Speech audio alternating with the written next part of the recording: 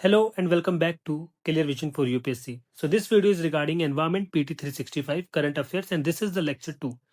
Lecture 1 already uploaded है Environment PT 365 का part 1. हम करंट अफेयर का कोर्स कंप्लीट कर रहे हैं बाय हर्ट इन डिटेल.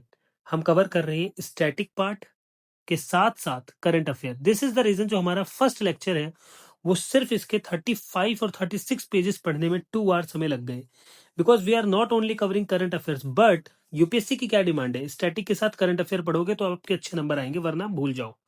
तो एनवायरमेंट को हम स्टैटिक के साथ करंट अफेयर मिला के पढ़ रहे हैं, इसलिए टाइम लग रहा है. ठीक है, पहले लेक्चर में आप लोगों ने देखा, जस्ट अ सेकेंड, पहले लेक्चर में आप लोगों ने देखा कि हमने फर्स्ट बायोडाइवर्सिटी से लेकर 36 पेज नंबर तक हमने कवर किया, जहां पे हमने बहुत सारी इंपॉर्टेंट चीजें पढ़ी, जहां से 100% एक क्वेश्चन दो क्वेश्चन तो बनना बहुत हाई चांसेस है कि बनेंगे. आज का सेशन इंटरनेशनल ऑर्गेनाइजेशन UNFCCC के रिगार्डिंग है COP30, जहां से हर साल जब भी कुछ होता है तो एक क्वेश्चन आता ही आता है. तो यहां से ये टॉपिक और ये हाईलाइटेड है, आप लोगों के लिए मेंशन है, क्या इंपॉर्टेंट है, कितना ज्यादा आपको पढ़ना है. Now let's start with chapter 2 climate change UNFCCC COP30. ऐसे पढ़ेंगे कि चाहे आप बिगिनर हो, चाहे आप जीरो लेवल पे हो, चाहे आप एडवांस लेवल पे हो, ऐसे पढ़ेंगे कि आपको डिटेल में चीजें समझ आए. ठीक है, लेट्स स्टार्ट विद UNFCCC. देखते हैं. ठीक है, so this is the climate change UNFCCC COP30. UNFCCC COP30, यहाँ 3 वर्ड्स हैं, UNFCCC, COP और 30. इन तीनों वर्ड्स का मतलब अगर आप एक बार समझ गए तो आपकी प्रॉब्लम 99% सॉल्व हो जाएगी और आपको ऑटोमेटिकली चीजें समझ आने लग जाएंगी. सबसे पहले आपको समझना पड़ेगा UNFCCC क्या है, आपको समझना पड़ेगा COP क्या है, तब आपको समझ आएगा कि 30 क्या है. अगर आपको आता है you can skip this part. उसके बाद आपको मैं बताऊंगा CMP क्या है. ठीक है, ऐसी एक दो टर्म्स और हैं, एक और टर्म है, अगर आप इनको समझ जाओगे तो आपके लिए ये टॉपिक बिल्कुल ईजी हो जाएगा. आप सुनो, let's not waste our time. UNFCCC क्या है. आप ये सोचो कि अर्थ एक पेशेंट है, उसको बुखार हो रहा है ना, उसको ग्लोबल वार्मिंग की वजह से बुखार हो गया है, सांस लेने में दिक्कत है, पॉल्यूशन है, और एनिमल्स माइग्रेट करते हुए मर रहे हैं, मतलब एनिमल्स यहाँ जा रहे हैं वहां जा रहे हैं, वो मर रहे हैं, सर्वाइव नहीं कर पा रहे. तो डॉक्टर्स का काम कौन करेगा, तो कंट्रीज मिलकर रूल्स बनाती हैं, बहुत सारी कंट्रीज बैठती हैं और रूल्स बनाती हैं. ठीक है, यहीं से ऑर्गेनाइजेशन और मीटिंग आती है, यहाँ से शुरुआत होती है कि यार अर्थ ना बीमार है तो हमें कुछ ऐसा करना पड़ेगा जिसकी वजह से अर्थ थोड़ी सी ठीक हो जाए. तो सबसे पहले UNFCCC की फुल फॉर्म है United Nations Framework Convention on Climate Change. United Nations Framework, एक second, Framework Convention on Climate Change, ये इसकी फुल फॉर्म है. ठीक है, सिंपल वर्ड्स में अगर मैं बताऊं तो UNFCCC एक ग्लोबल रूल बुक है, एक बुक है, ऐसे समझो एक ग्लोबल रूल बुक है. ये जो रूल बुक है जो दुनिया की कंट्रीज ने मिलकर बनाया है ताकि क्लाइमेट चेंज को कंट्रोल किया जा सके. समझ आया कि सबने मिलकर बनाया कि कैसे हम कंट्रोल करेंगे, मतलब आप पोल्यूशन कम करिए, ये वाली इंडस्ट्री बंद कर दीजिए, ये वाला केमिकल बंद कर दीजिए, इसका यूज कम से कम करिए. उन्होंने ये सारे रूल्स उसमें बनाए.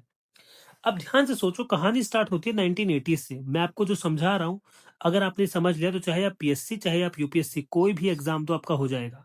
मैं आपको कोई समरी नहीं पढ़ा रहा हूँ, ये सिर्फ व्यूज के लिए आपको नहीं कर रहा हूँ कि व्यूज आ जाएं, मैं शॉर्ट समरी दे दूं. जो स्टूडेंट्स को चाहिए, जिनको सच में सक्सेसफुल होना है ना, जो सच में कुछ करना चाहते हैं, वो डिटेल में पढ़ते हैं कि क्वेश्चन आ जाए तो उनका क्वेश्चन हो जाए, वरना रट के तो दुनिया जाएगी और उनका होना भी नहीं है. आपको पता है द रियलिटी इज कि आपको हार्ड वर्क करना पड़ेगा. ठीक है, लिसन टू मी. 1980s में क्या होता है, 1980 में लोगों ने नोटिस किया अर्थ ज्यादा गर्म हो रही है, मतलब गर्मी बढ़ गई है 1980 में. तो साइंटिस्ट ने बोला कि CO2, मीथेन जैसी गैसेस ना प्रॉब्लम है हमारे कंट्रीज के लिए, हमारे पूरे एनवायरमेंट के लिए. तो कंट्रीज ने बोला कि अकेले हमसे कुछ नहीं होगा, सब मिलकर कुछ काम करते हैं. सबने आपस में सोचा कि अब कुछ करना पड़ेगा क्योंकि दुनिया का तापमान हमने पॉल्यूशन से बढ़ा दिया है. 1992 में, ये ईयर बहुत ज्यादा इंपॉर्टेंट है, अभी कभी इसको रट्टा मार लो. 1992 में एक समिट होती है जिसको हम कहते हैं रियो अर्थ समिट. ठीक है, अब ये रियो क्या है, जिस भी कंट्री में होती है, जिस कंट्री के जिस स्टेट में ये जगह होती है उसके नाम पे रख देते हैं. ठीक है, जैसे दिल्ली में अगर होती है इंडिया के तो दिल्ली अर्थ समिट कह देते हैं. ठीक है, तो रियो अर्थ समिट हुई, यहाँ पे पैदा हुआ UNFCCC. सबने मिलकर क्या ऑर्गेनाइजेशन बनाया, UNFCCC बनाया. अब समझ आया UNFCCC क्या है. अब सुनो, अब बोला कि UNFCCC काम क्या करेगा. पहला काम, क्लाइमेट चेंज को रोकेगा, कंट्रीज को बोलना कि एमिशन कम करो, डाटा शेयर करो, मीटिंग में आओ और रिपोर्ट दो कि क्या तुमने किया. अब ध्यान से सुनो, UNFCCC यूनिट ट्रिपल सी खुद रूल पनिश नहीं करती है, खुद से कोई रूल पनिश नहीं करेगी कि तुम्हें ये सजा मिलेगी, ये सिर्फ फ्रेमवर्क देती है भाई ऐसे काम करो, ये सिर्फ सलाह देती है। एक्चुअल रूल बुक्स बाद में बनी क्योटो में, जो सजा भी देती है, और पेरिस एग्रीमेंट हुआ 2015 में ये। बट अभी के लिए आप समझो कि ये क्या है। अब इसमें एक वर्ड है सीओपी 30। क्या है सीओपी? सीओपी का मतलब है कॉन्फ्रेंस ऑफ पार्टीज, ठीक है। सिंपल लैंग्वेज में सीओपी जो है वो यूएनएफ ट्रिपल सी की एनुअल मीटिंग है। मतलब कि जब भी यूएनएफ ट्रिपल सी के हेडक्वार्टर में बैठकर सब बात करेंगे या कहीं भी मिलकर बात करेंगे, जहां भी मीटिंग होगी, जो लोग वहां बैठेंगे बात करने के लिए, ये सीओपी है, कॉन्फ्रेंस ऑफ पार्टीज। कॉन्फ्रेंस हो रही है और ये पार्टीज के मेंबर बैठे हुए, पार्टीज, समझ आया? स्टोरी ये है कि यूनिफ ट्रिपल सी एक स्कूल है, कंट्रीज स्टूडेंट्स हैं, और सीओपी एनुअल पेरेंट है टीचर मीटिंग हो रही है, एनुअल पेरेंट टीचर मीटिंग हो रही है, ठीक है। ठीक है, अब समझो कि 3-4 चीजें जो बहुत जरूरी हैं। द फर्स्ट वन, सबसे पहले सीओपी 21 कब हुआ? पेरिस में हुआ, जहां से पेरिस एग्रीमेंट आया, ठीक है। सीओपी 26 हुआ ग्लासगो में, जहां पे नेट जीरो डिस्कशन हुआ था। आपको अगर नहीं समझ आया इट्स ओके, अभी आपको पूरा समझ आएगा, रिलैक्स रहो। सीओपी 28 हुआ था दुबई में, फॉसिल फ्यूल ट्रांजिशन डिबेट हुआ। तो अब आपको ये याद रखना है कि जो सीओपी है वो एक डिसीजन मेकिंग बॉडी है, ठीक है। अब हम आगे बढ़ते हैं कि जो रिसेंटली जो मीटिंग हुई आखिर ये है क्या। तो 30th मीटिंग हुई आज तक, मतलब 30वीं बार ये लोग मिले हैं, और 30वीं बार मिलके भी आप देख रहे हो कि दिल्ली में पॉल्यूशन कितना अच्छा है, कितना AQI कम हो गया। हम 20 सॉरी हमारा एयर क्वालिटी इंडेक्स 2 पे आ गया है, क्योंकि हमने सीओपी 30 अटेंड किया है। मुझे बहुत अच्छा लग रहा है अभी। सुनो, 30 Conference of Parties, UNFCCC held in Belém, Brazil, which coincided with the 10th anniversary of the Paris Agreement, ठीक है। कोइंसिडेंस ये है कि 10th एनिवर्सरी है पेरिस एग्रीमेंट की, क्योंकि 2015 में आया था। और 30 जो 30वीं कॉन्फ्रेंस हुई है हमारी पार्टीज की, ये 2025 में हुई थी। हम अभी पढ़ रहे हैं, करंट अफेयर अब आया है, ठीक है। तो यहाँ जगह याद रखना, बेलम ब्राजील में हुआ है। अब यूएनएफ ट्रिपल सी सीओपी 30, वो एक ही वाला ना, मैं थोड़ा मजाक कर रहा था, उसको हटाइए। यूएनएफ ट्रिपल सी सीओपी 30 क्या हुआ? Framed as the COP of implementation. इसका क्या नाम रखा गया? सीओपी ऑफ इम्प्लीमेंटेशन, मतलब सीओपी ऑफ ट्रुथ भी कहा गया इसको। And the forest COP and the rooted in the spirit of मुटी राव, इंक्लूजन एंड बैलेंस। उन्होंने बेसिकली इसको कई नामों से बुलाया, मतलब वही चिकनी चुपड़ी बातें करना, वरना कुछ है नहीं। बातें करी इन्होंने, बातें करके इन्होंने चिकनी चुपड़ी बातें करी कि ये स्पिरिट ऑफ मुटी राव है, कॉप ऑफ इम्प्लीमेंटेशन है, कॉप ऑफ ट्रूथ है, फॉरेस्ट सीओपी है। और उसके बाद ये सब खा पी के चले गए। Concluded with adoption of Belem package. इन्होंने क्या अडॉप्ट किया सबने मिलकर? Belem package. अब बैलेम जो है जगह वहां पे ब्राजील में, उन्होंने कोई बनाई होगी रूल बुक फिर से कि अब इसको फॉलो करते हैं, कुछ नया माल लेकर आते हैं, बहुत हो गया वो सब ग्रीन हाउस गैस का, तो ये लेकर आइए। By 195 parties including agreements on topic just transition, adaptation finance, trade, gender, technology, सबको इंक्लूड कर लिया, ठीक है। ठीक है, अब यहाँ पे काम खत्म नहीं हुआ। की मीटिंग्स इंक्लूडेड सीओपी 30, ये मीटिंग थी सीओपी 30 यूनिट ट्रिपल सी की। सीएमपी 20 की, conference of the parties serving as the meeting of the parties to the Kyoto Protocol. और CMA, conference of the parties serving as the meeting of the parties to the Paris Agreement. अब यहाँ पे जो word है आपको समझने के लिए वो है, सबसे मेन वर्ड है सीएमपी, सबसे मेन वर्ड है सीएमपी, एंड सेकंड वर्ड है सीएमए। ये दोनों क्या है, अब आपको ये दोनों समझना है, ठीक है। मुझे पता है, देखो थोड़ा सा तो कॉम्प्लिकेटेड लगेगा स्टार्टिंग में, लेकिन उसके बाद इजी हो जाएगा, ठीक है। तो थोड़ा कॉम्प्लिकेटेड है, इसलिए रिलैक्स होकर समझो, आ जाएगा समझ। तो ध्यान से समझो कि सीएमपी क्या है। सीएमपी बेसिकली कुछ भी नहीं है, जो कॉन्फ्रेंस ऑफ पार्टीज है, बेसिकली इसकी फुल फॉर्म तो आपने देख ही ली। नाम डरावना है, कॉन्सेप्ट इजी है। सिंपल वर्ड्स में ये देखो कि सीएमपी का मतलब है क्योटो प्रोटोकॉल की मीटिंग। जब सीएमपी लिखा होगा समझना क्योटो प्रोटोकॉल की मीटिंग हो रही है, ठीक है। इसका मतलब समझो, 1992 में यूनिफ ट्रिपल सी बना, पता है आपको। 1997 में कंट्रीज ने मिलकर बोला कि सिर्फ बात से काम नहीं चलेगा, फिक्स टारगेट बनाना पड़ेगा। फिक्स्ड भाई, सबके लिए फिक्स टारगेट। इंडिया को इतना करना पड़ेगा, पाकिस्तान टेररिज्म कम करो, मतलब फिक्स करना पड़ेगा, ठीक है। इसलिए क्योटो प्रोटोकॉल बना। जब ये 1997 में बोला गया ना, तो इसको नाम दिया गया क्योटो प्रोटोकॉल बनाना पड़ेगा हमें, उन्होंने बोला, ठीक है। अब सवाल, चेक कौन करेगा कि टारगेट्स फॉलो हुए या नहीं हुए, ठीक है। तो उसको चेक करने वाला सीएमपी है, ठीक है, सीएमपी। तो ये सीओपी 30 के साथ साथ सीएमपी 20 के लोग भी वहां बैठे थे उसे चेक करने के लिए कि ये जो बातें कर रहे हैं पिछले साल से चिकनी चुपड़ी बातें, वो कुछ हुआ भी है नहीं है। ये सीएमपी ये थे, ठीक है। तो सीएमपी का काम क्या है, सिर्फ क्योटो मेंबर्स बैठे हैं, रिव्यू करते हैं कि एमिशन कम हुआ या नहीं हुआ, कार्बन ट्रेडिंग सही चल रही है नहीं चल रही, ठीक है। उसके बाद आता है सीएमए। ये सीएमए क्या है? सीएमए का मतलब है पेरिस एग्रीमेंट की मीटिंग। अब पेरिस एग्रीमेंट कब हुआ था? 2015, ठीक है। तो स्टोरी समझोगे समझ आएगा। अब टाइम आगे बढ़ा, 1997 में क्योटो प्रोटोकॉल के ऊपर बात चली थी। आई थिंक 2005 और 6 में हमने क्योटो प्रोटोकॉल अडॉप्ट कर लिया था कि ठीक है।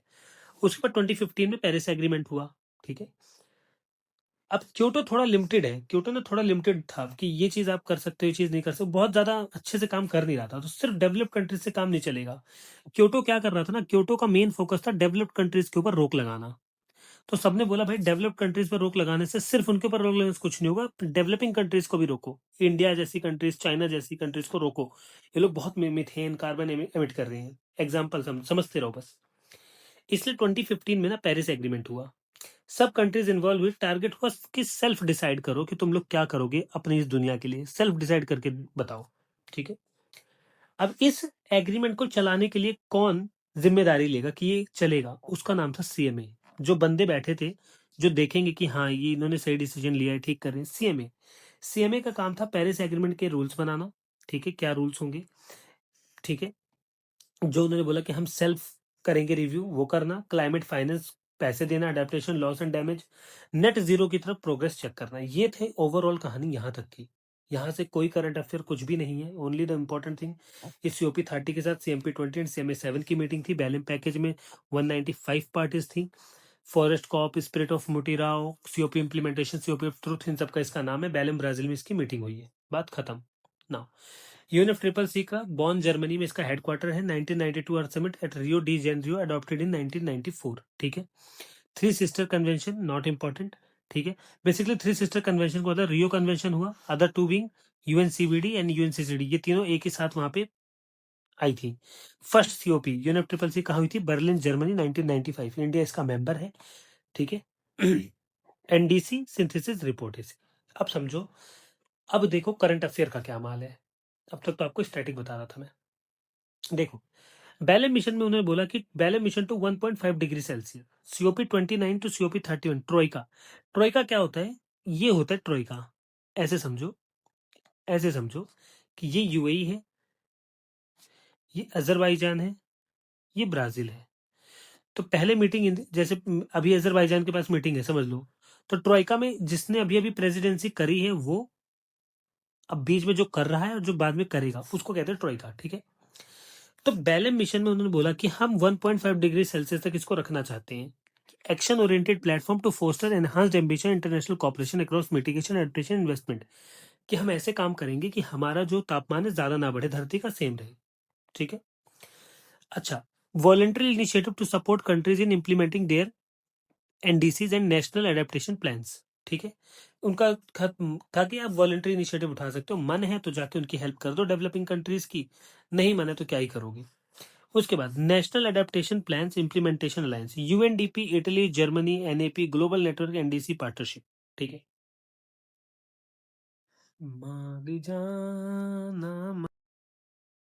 अब अपना मेन करंट अफेयर स्टार्ट होता है यहां से, outcome launch by under primary purpose, ये समझ लिया तो करंट अफेयर कंप्लीट।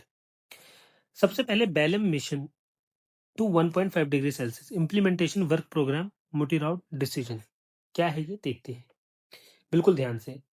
पहले कोर कॉन्सेप्ट समझ लो, ट्रोइका क्या है। ट्रोइका कुछ भी नहीं है, क्लाइमेट एक्शन एक साल में कंप्लीट नहीं होता, हम जो भी बात करते हैं एक साल में कंप्लीट नहीं होता। तो उस मीटिंग को कंटिन्यूटी बनाने के लिए ना हम ट्रोइका का इस्तेमाल करते हैं। ट्रोइका में 1 2 3, पिछली बार किसने मीटिंग को हेड किया था, इस बार कौन कर रहा है, अगली बार कौन करेगा, ये 3 कंट्रीज आती हैं, ठीक है। यूएई, अजरबैजान और ब्राजील 29 30 31 के लिए ये जिम्मेदार है, ठीक। अब सुनो हुआ क्या है यहाँ पे। बेसिकली बेलम जो है, बेलम ब्राजील की एक सिटी है, सीओपी 30 का सिंबॉलिक सेंटर यहीं पे है। अर्थ का टेम्परेचर 1.5 डिग्री सेल्सियस के अंदर रखना है। कैसे रखना है? एमिशन कम कर दो, अडेप्टेशन फास्ट रखो, पैसा फाइनेंस, जितना पैसा आप दोगे उतना रिन्यूएबल एनर्जी का यूज होगा, उतना ठीक रहेगा, ठीक है। उसके बाद अपने पास कॉन्सेप्ट आता है global implementation accelerator, voluntary initiative to support countries in implementing their nationally determined contributions and national adaptation plans. तो ये वॉलंटरी इनिशिएटिव है कि आप सपोर्ट कर सकते हो, मन है तो कर दो, नहीं मन है तो क्या कर सकते हैं, समझ आ रहा है? ठीक। अब ध्यान से देखना बहुत अच्छे से। इसमें हुआ क्या, कंट्रीज के पास प्लान तो है कि एनडीसीज के ऊपर ग्राउंड पे काम स्लो है। जैसे हमारे पास प्लान तो है कि हम डेवलप्ड कंट्री बन जाएंगे और उसके बाद हम देखेंगे कि हमारे देश में अभी भी गरीब हैं, हम 5 ट्रिलियन क्या 20 ट्रिलियन डॉलर की इकोनॉमी बन जाएंगे, लेकिन स्टिल हम सफर करेंगे। प्लान तो सबके पास है, चिकनी चुपड़ी बातें तो हर कोई कर लेगा। The main important thing is कि आप उसको इंप्लीमेंट कितना करते हो। तो ये जो ग्लोबल इंप्लीमेंटेशन एक्सीलेटर है, ये कह रहा है कि वॉलंटरी इनिशिएटिव है, आप दूसरी कंट्रीज को हेल्प करिए अगर आप करना चाहो तो। ठीक है। उसके बाद आता है national adaptation plan implementation alliance. इसका मतलब क्या है, क्लाइमेट चेंज हो रहा है, आ चुका है, सिर्फ मिटिगेशन से काम नहीं चलने वाला, अडेप्टेशन जरूरी है। मतलब कि हवा हवा में बात करने से कुछ नहीं होगा, रियलिटी में अडेप्ट करो, रिन्यूएबल एनर्जी की तरफ जाओ, समझ आ रहा है, पॉल्यूशन कम करो। तो ये अलायंस ना कंट्रीज को अपने नेशनल एडेप्टेशन प्लान्स को इंप्लीमेंट करने में मदद करता है, पब्लिक प्लस प्राइवेट इन्वेस्टमेंट लाता है। पब्लिक तो गवर्नमेंट तो पैसा देगी और प्राइवेट इन्वेस्टमेंट भी बुलाता है। ठीक है। उसके बाद पढ़ते हैं फॉरेस्ट एंड नेचर, और ये tropical forest for ever facility है ना, TFFF, ये इस बार के पेपर में आने के हाई चांसेस है, इसलिए बहुत अच्छे से समझना। ठीक है। तो tropical forest for ever facility है क्या, फॉरेस्ट कंट्री बोली मैं जंगल बचाता हूं, जो फॉरेस्ट कंट्रीज है उन्होंने बोला कि मैं जंगल बचाऊंगा। ठीक है। वर्ल्ड बोला कि तुम्हारा लॉस कौन भरेगा, तुम्हारा जो लॉस हो रहा है उसको कौन भरेगा। मतलब अगर तुम जंगल बचा रहे हो मतलब तुम पेड़ की कटिंग नहीं कर रहे, तुम पेड़ की कटिंग नहीं कर रहे तो वहां पे तुम इंडस्ट्रीज नहीं लगा रहे, क्योंकि तुम्हारे पास तो जगह ही नहीं है, हर जगह तो जंगल है, फिर कैसे तुम्हारा काम चलेगा।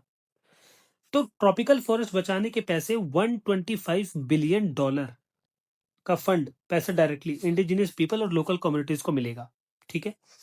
एग्जाम में जो लाइन आपको याद रखनी है वो ये है कि page countries for maintaining and expanding tropical forest.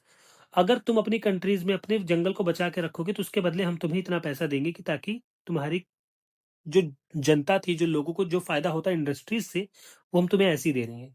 ठीक है। इंडिया ने ज्वाइन किया एज एन ऑब्जर्वर। ठीक है। ट्रस्टी एंड इंटरिम यहाँ पे कौन है, वर्ल्ड बैंक, याद रखना ये बहुत इंपॉर्टेंट है। इसका एम ये है कि मोबिलाइज करना है $25 billion from member countries and attract करना है up to $100 billion from private investors, ताकि ये काम हो सके। ठीक है। अब आगे है resilient agriculture investment for net zero land degradation, raise accelerator. क्या है रेज एक्सरिलेटर, रेज का मतलब क्या है, रूट। ठीक है, याद रखना, रूट। अब देखो बहुत सारे मैंने देखा हुआ है कि अगर आप PT 365 किसी से पढ़ते हो या करंट अफेयर किसी से पढ़ते हो और बिना हाईलाइट करे बिना खुद समझा अगर समझाने लग जाए तो कैसे आपको डीप में समझाएंगे। रीजन ये है कि एक बार पढ़ना पड़ता है, हाईलाइट करना पड़ता है क्या इंपॉर्टेंट है, इसलिए टाइम ज्यादा लग जाता है वीडियो अपलोड करने में। ठीक है। अब रेस का मतलब क्या है, रूट, मीनिंग लैंड डिग्रेडेशन रोको, एग्रीकल्चर को क्लाइमेट फ्रेंडली बनाओ, लैंड डिग्रेडेशन को रोको, मतलब अननेसेसरी तुम लोग इंसेक्टिसाइड पेस्टिसाइड सब कुछ डालना बंद करो। तो ब्राजील और 10 पार्टनर नेशन है, hosted by Brazil under FAO fast partnership. ठीक है। जहां पे ये बात हुई कि रिस्टोर करो 3 मिलियन हेक्टेयर्स को, जो डिग्रेडेड फार्म लैंड है ना उनको बचाओ। Green way and eco invest in Brazil coordinated by FAO। ठीक है, फूड एग्रीकल्चर ऑर्गेनाइजेशन। तो यही इतना इंपॉर्टेंट था, बाकी आप देखना। फिर है scaling J red plus कोalition, jurisdiction reducing emissions from deforestation and forest degradation। क्या है ये, ध्यान से समझो। इसने ये बोला कि डिफॉरेस्टेशन कम करो, पैसा मिलेगा। मतलब काम गवर्नमेंट, इंडिजिनियस पीपल, इन्वेस्टर्स सब मिलकर फॉरेस्ट लॉस को रोकोगे तो कार्बन फाइनेंस लाएंगे। तो UK, Singapore, Costa Rica, Ethiopia, Ghana, Guyana, Kenya, इन सब ने बहुत बढ़ चढ़ के इसमें हिस्सा लिया। उसके बाद बात आती है फाइनेंस एंड इकोनॉमी पे। Baku to Belem road map to 1.3 trillion. ठीक है। मैं फिर से कह रहा हूँ, बड़ी बड़ी बातें लोग करते हैं, बड़ी बड़ी बातें हो रही हैं वही। ठीक है। देखो, बाकू टू बेलम 1.3T क्या है ये, डेवलपिंग कंट्रीज ने बोला कि क्लाइमेट एक्शन बहुत महंगा पड़ रहा है हमारे लिए, क्योंकि देखो आप तो डेवलप्ड हैं, आपके पास तो इंडस्ट्रीज लग चुकी है, आपने तो अपने हिस्से का कार्बन बहुत ज्यादा एमिट कर लिया, हमारी बारी आई तो आप लोग रेस्ट्रिक्शंस लेकर आ रहे हो। ठीक है। इसलिए न्यू क्लाइमेट फाइनेंस गोल लेकर आए NCQG। इसलिए नए क्लाइमेट, नए कलेक्टिव क्वांटिफाइड गोल लेकर आए। ये ऐसे मानो कि नया क्लाइमेट फाइनेंस गोल होगा 1.3 ट्रिलियन पर ईयर बाय 2035 तक देंगे। किसको, किसको देंगे, बेसिकली बात ये कह रहा है कि एडेप्टेशन फाइनेंस में $120 बिलियन पर ईयर मिलेगा डेवलपिंग कंट्रीज के लिए। ठीक है। अब इसको बढ़ा दिया है, ठीक है। अब आगे समझो। अब वो कह रहा है कि ग्लोबल गोल ऑन एडेप्टेशन क्या है। सिंपल मतलब ये है कि मिटिगेशन का मतलब होता है कॉज कम, जो कारण है उसको कम कर दो, अडेप्टेशन डैमेज से हमें बचना है। तो जीजीए जो है ना, ये पेरिस एग्रीमेंट के आर्टिकल 7 का से आया हुआ है। ये 7 सेक्टर्स पे बहुत अच्छे से ध्यान देता है। Water, food, health, ecosystem, infrastructure, poverty, culture, ठीक है। अब यूएई फ्रेमवर्क के अकॉर्डिंग सीओपी 28 इसे अडॉप्ट करता है, 2030 इसके लिए टारगेट्स फिक्स करेगा। सेम चीज यहाँ पे मेंशन्ड है, ठीक है। उसके बाद यहाँ पे आ जाओ। Open coalition on compliance carbon markets, Brazil, China, EU, UK, Canada, Germany, Singapore. Initiative to harmonize carbon pricing and integrity standards across national borders and collaborate in defining best practices for monitoring, reporting and verification. ठीक है। Energy and infrastructure में अगर हम आ जाएं तो pact है यहाँ पे सबसे पहला इंपॉर्टेंट, ठीक है। Plan to accelerate coal transition, powering past coal alliance. क्या मतलब है इसका? बेसिकली कोल से निकलना है पर एनर्जी सिक्योरिटी भी चाहिए। कोल के बिना तो एनर्जी सिक्योरिटी होगी नहीं, क्योंकि रिन्यूएबल एनर्जी इतनी अभी लायक बनी नहीं है। वो यही कहना चाहते हैं, कोल से थोड़ा बाहर निकलो और एनर्जी सिक्योरिटी भी बचाओ, मतलब रिन्यूएबल एनर्जी लेकर आओ। तो यहाँ पे एक प्लान आया, बेलम 4x, ठीक है, ध्यान से सुना, Belem 4x pledge on sustainable fuels. क्या है ये? देखो, जस्ट अ सेकेंड, ये इंपॉर्टेंट है। अब देखो क्या है ये Belem 4x pledge on sustainable fuels. देखो 4x का मतलब, अब ध्यान से सुनना, इस बार के पेपर में ये जरूर होगा, हाई चांसेस है। 4x का मतलब है हाइड्रोजन, बायोफ्यूल्स, ई फ्यूल्स, ठीक है। 2035 तक 4 गुना यूज इनका करना है हमें। समझ आया? Simple, nothing else. इसमें ये जो एजेंसी है ये ट्रैक करेगी, ठीक है। उसके बाद सोशल एंड हेल्थ पे आ जाओ। सोशल एंड हेल्थ में बेलम हेल्थ एक्शन आता है सबसे पहले। बेलम हेल्थ एक्शन का जो प्लान है वो heat waves, disease, climate disaster पर ध्यान देगा। ये वर्ल्ड का पहला इंटरनेशनल क्लाइमेट एडेप्टेशन प्लान बनेगा जो डेडिकेटेड है हेल्थ को। $300 मिलियन इनिशियल फंडिंग दी जाएगी, ठीक है। उसके बाद आता है जेंडर एक्शन प्लान बेलम का, adopted by parties at COP 34 2026 to 34, ठीक है। Design to implement Lima work programme on gender. समझ आया? क्लाइमेट इम्पैक्ट मैन वीमेन पर सेम नहीं होता, वीमेन पे अलग होता है, मैन पे अलग होता है, इसलिए जेंडर सेंसिटिव क्लाइमेट पॉलिसी बनानी पड़ेगी। और ये पॉलिसी 26 टू 2034 चलेगी, ठीक है। उसके बाद मैं आपको बताता हूँ इमरजेंसी एक्शन में CREWS, क्रूज क्या है, ध्यान से देखो, समझना बहुत अच्छे, ठीक। अब क्रूज क्या है? Basically flood, cyclone, heat wave से पहले अलर्ट देना क्रूज है। Climate risk and early warning system, enabling climate vulnerable nations to build early warning system, ठीक है। Other important outcomes of COP 30 देखेंगे। अदर इंपॉर्टेंट है लेकिन ये वेरी इंपॉर्टेंट है। यहाँ से देखो, याद रखो कि यूनिट ट्रिपल सी से, जैसे कि मैंने आपको बताया, क्वेश्चन फंसते हैं, तो हम कोई रिस्क नहीं ले सकते ना कॉन्सेप्ट्स के साथ। समझ लोगे तो याद रहेगा। सिस्टमैटिक ऑब्जर्वेशन इम्पैक्ट बॉन्ड क्या होता है? बेसिकली आप इस लैंग्वेज में समझोगे, इसको लॉन्च किया है SOFF ने, सिस्टमैटिक ऑब्जर्वेशन फाइनेंसिंग फैसिलिटी ने, जो कि यूनाइटेड नेशंस फंड है उसके अंडर आता है, और ये यूनेप के अंदर आता है। WMO UNDP, मतलब UNEP, WMO, UNDP, इन तीनों ने मिलकर एक फंड बनाया, यूनाइटेड नेशंस फंड, और उसके थ्रू ही इसको रूल करते हैं। अब ये फंड पहला इम्पैक्ट बॉन्ड है। इसका मतलब बहुत ध्यान सुनो, इसका कोर आइडिया ये है कि क्लाइमेट डिजास्टर तब सबसे ज्यादा नुकसान करते हैं जब डाटा वीक होता है। समझो ध्यान से, है ना। अगर वेदर स्टेशन, सैटेलाइट और अर्ली वार्निंग सिस्टम ही पुअर है तो फ्लड, साइक्लोन्स और हीट वेव्स के टाइम वार्निंग लेट मिलती है। अब सुनामी आई, हमें वार्निंग लेट मिली, वहां पे जितने लोग थे उनकी जान को खतरा हो जाएगा। इसलिए दुनिया का पहला first impact bond on whether and climate data लाया गया है। ये एक फाइनेंशियल इंस्ट्रूमेंट है, यहाँ लिखा हुआ है ना, finance instrument to strengthen resilience and early warning worldwide, के पहले आपको बता देंगे कि कैसे होगा। प्लान ये है कि 2026 के एंड तक USD कितना, $200 मिलियन का इनिशियल कैपिटल रेज होगा मार्केट में, कि इतना पैसा लेकर आ जाएगा, और उसे 30 लीस्ट डेवलप्ड कंट्रीज और स्मॉल आइलैंड डेवलपिंग नेशंस को मिलेगा। समझ आ गया? समझ आ गया, ताकि वो ग्लोबल बेसिक ऑब्जर्विंग नेटवर्क, ताकि वो क्या करे, ग्लोबल बेसिक ऑब्जर्विंग नेटवर्क के मिनिमम स्टैंडर्ड्स को मीट कर सके, भाई इतना होना चाहिए। अब समझो कि ये क्या है, climate health and funders coalition. इसको कौन चला रहा है? Private funds like Bloomberg, philanthropies, Gates Foundation. बहुत लेस चांसेस है कि ये पूछेगा, बट एक बार सुन लो। यहाँ बेसिकली कोर आइडिया ये है कि क्लाइमेट चेंज सिर्फ एनवायरमेंट का इशू नहीं रहा, अब क्लाइमेट चेंज सिर्फ एनवायरमेंट से रिलेटेड थोड़ी ना है, डायरेक्ट हेल्थ क्राइसिस भी बनता है। पॉल्यूशन हुआ, हेल्थ पे इफेक्ट हुआ, है ना। फ्लड आया, हेल्थ खराब होगी, है ना। तो ये क्राइसिस बन चुका है। इस पॉल्यूशन को प्राइवेट फंडर्स जैसे इन्होंने इसको चलाया है, ठीक है। इमीडिएट फोकस क्या है कि वो $300 मिलियन लेकर आएंगे और उनका फोकस ये होगा कि extreme heat, air pollution, climate sensitive, इन सब पे वो ध्यान देंगे, ठीक है। अब बात करते हैं plan to accelerate the solution on multi level governance. Plan, अब देखो जब भी कोई क्वेश्चन ऐसा आ जाए तो पहले ना उसको डिकोड किया करो, plan to accelerate the solution on multi level governance, ठीक है। किसने किया है? COP30 प्रेसिडेंसी में आया है, ठीक है, यूएन हैबिटेट के अंदर। यहाँ देखो टारगेट ये है कि इंटीग्रेट करेंगे multi level structure into 100 countries, nationally determined contribution by 2028। मतलब क्या है इसका? सीधा मतलब यह है कि क्लाइमेट एक्शन सिर्फ नेशनल गवर्नमेंट का काम नहीं है, स्टेट, सिटीज और लोकल बॉडीज भी इक्वली इंपॉर्टेंट है। इसको कोऑर्डिनेट कौन कर रहा है? अपना ये कर रहा है। आपको समझ आ गया, ठीक है। अब टारगेट ये है कि मल्टी लेवल गवर्नेंस स्ट्रक्चर्स को 100 कंट्रीज के एनडीसीज में 2028 तक और 120 कंट्रीज में 2030 तक इंटीग्रेट किया जाए।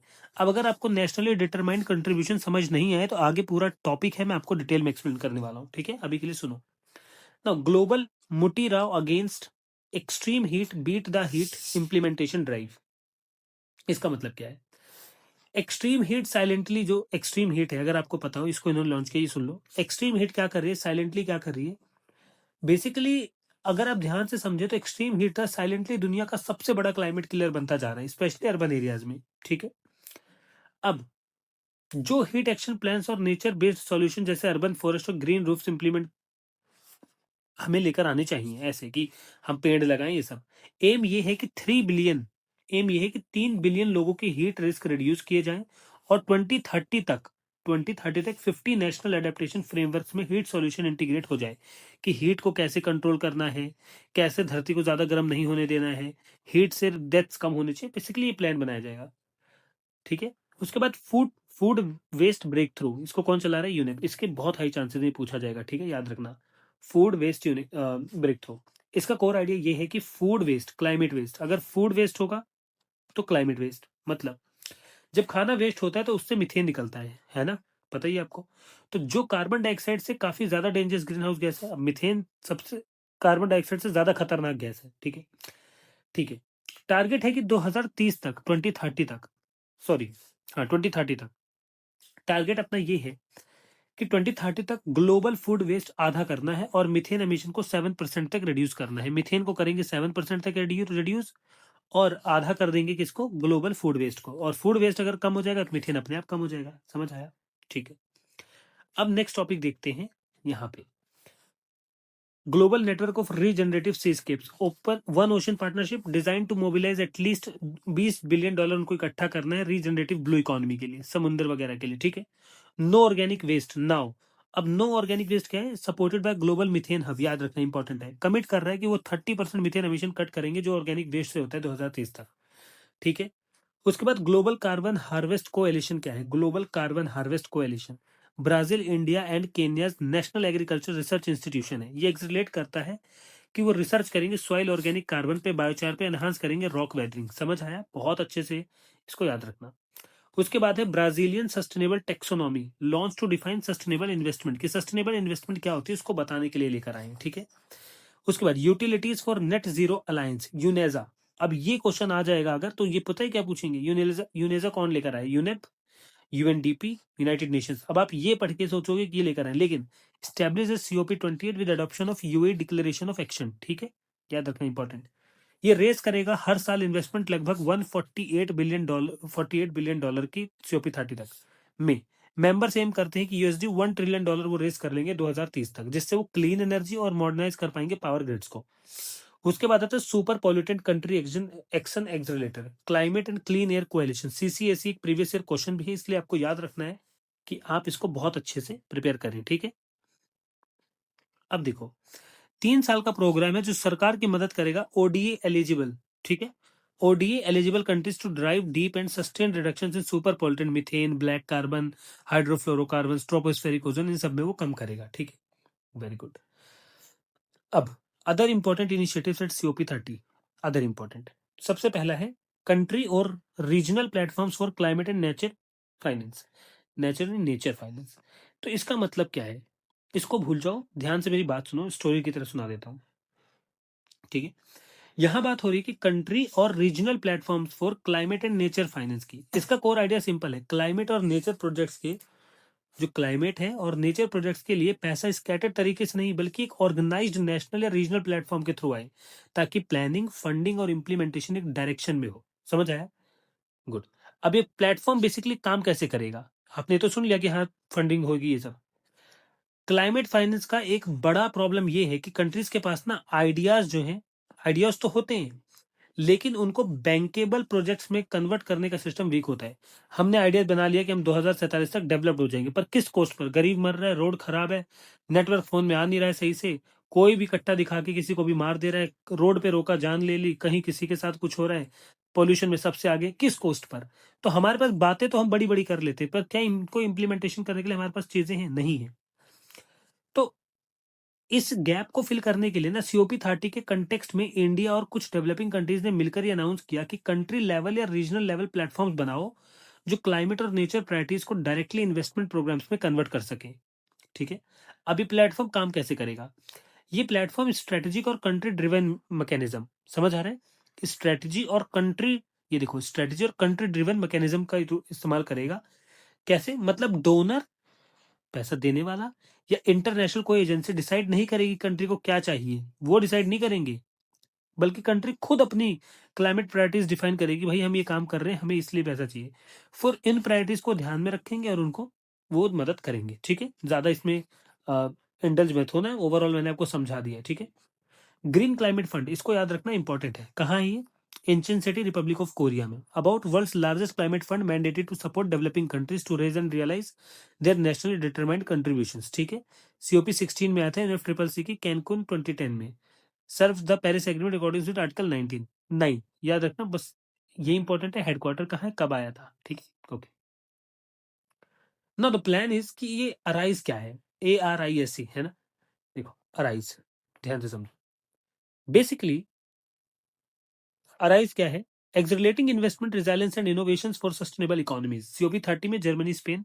Contribution of USD 100 million for the arise. अब सुनो, अराइज का मतलब है क्लाइमेट डिजास्टर से लड़ने के लिए प्राइवेट इन्वेस्टमेंट को फास्ट ट्रैक करना। सीओपी 30 पर जर्मनी और स्पेन ने इसके लिए 100 मिलियन का कंट्रीब्यूशन दिया।